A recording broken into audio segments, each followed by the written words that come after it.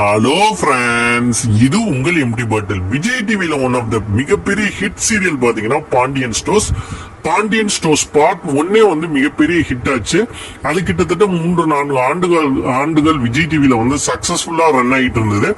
அதுக்கப்புறம் பாண்டியன் ஸ்டோர்ஸ் 2 வந்து இப்ப லாஸ்ட் ஒரு 3 இயர்ஸா வந்து விஜய் டிவில டெலிகாஸ்ட் பண்ணிட்டு வராங்க.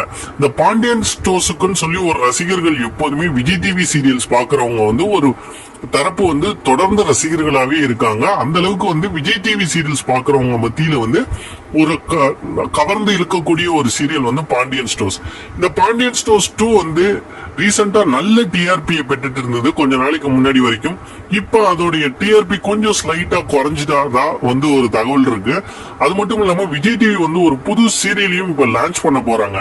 அந்த சீரியல் எதுக்கு பதிலா வரப்போகுது அப்படின்னு சொல்லி விஜய் டிவி ரசிகர்கள் கிட்ட ஒரு ஆர்வம் இருக்கு. அதுக்கு கிடைக்க விடை பாத்தீங்கன்னா வந்து பாண்டியன் ஸ்டோர்ஸ் 2 முடியலாம் அப்படிங்கிற மாதிரி ஒரு தகவல் இருக்கு.